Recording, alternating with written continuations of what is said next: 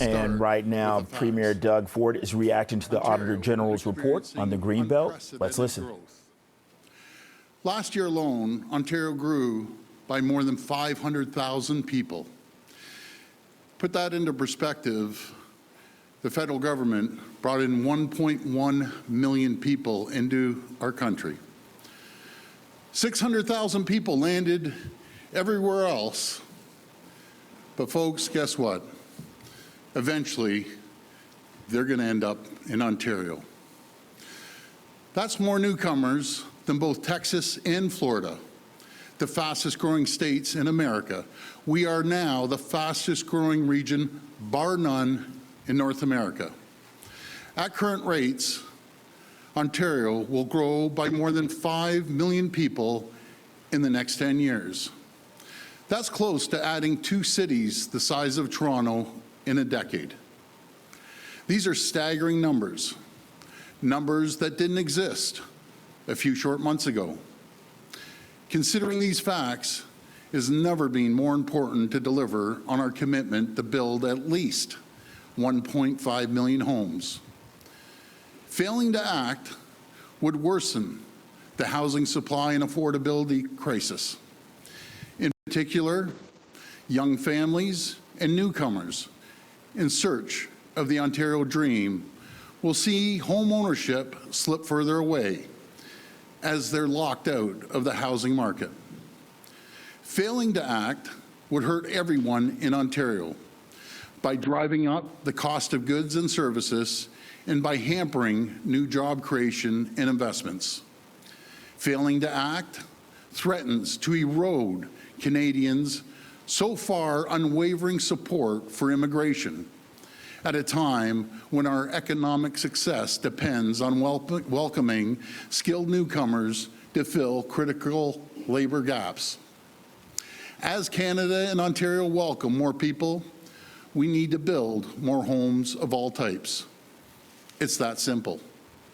To do so, our government is the first in decades to have a real plan to build more homes.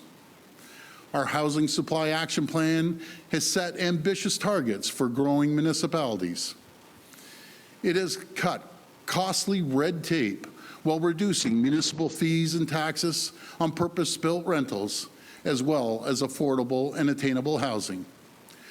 Through our transit-oriented communities, we're planning for density right next to transit, including the new Ontario Line subway. After decades of stagnation, we're starting to see results. Against challenging headwinds like higher inflation rates and labor shortages, 2021 and 2022 had the most housing starts in over 30 years. This positive momentum and a step in the right direction, but as our province grows at an incredible speed, we need to do more. That's why, when we were re-elected in June, we made the decision to exhaust all options available to the province to build more homes faster, including by developing new policy framework to guide how we could unlock non-sensitive lands while growing the overall size of the Greenbelt. 5 months later, I was briefed on specific sites that met this criteria, including offsets that grew the size of the Greenbelt. Driven by the need to build more homes, Cabinet approved these land swaps. This initiative will add more than 50,000 new homes to house more than 150,000 people, while at the same time growing the Greenbelt by 2,400 acres. Most of these sites were requested by municipalities, in some cases for several years now. Critically, this initiative impacts sites not owned by the government, it impacts privately owned properties.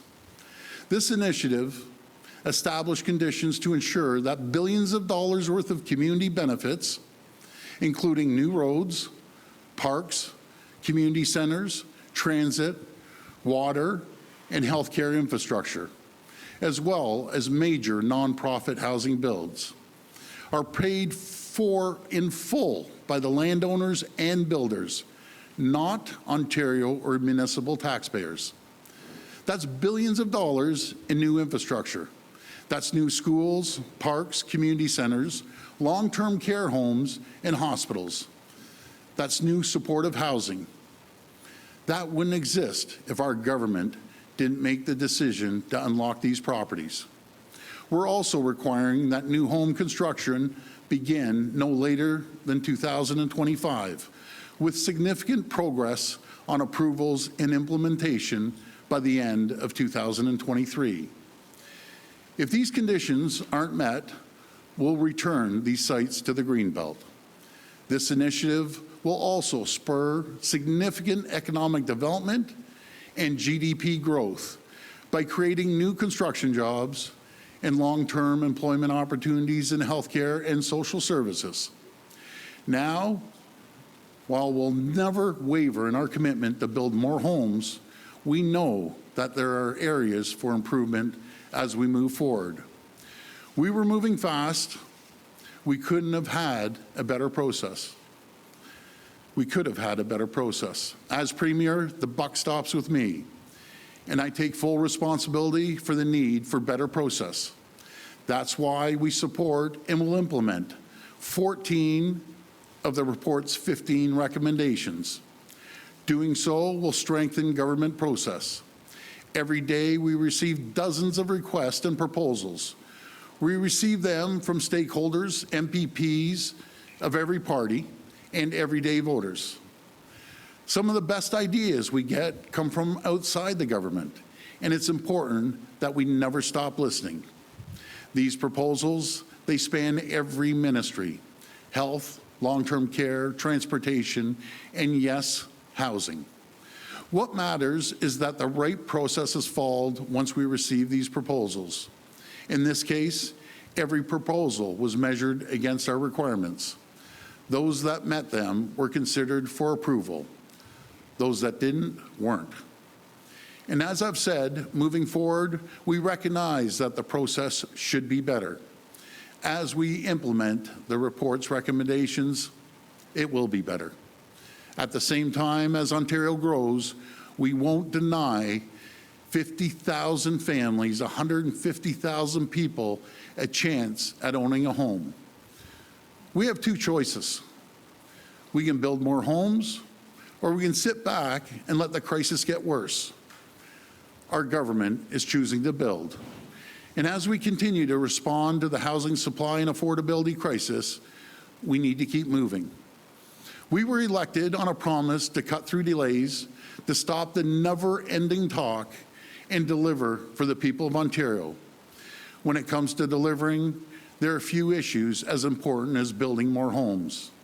That's why our government will proceed with these developments, so long as our criteria and requirements are met.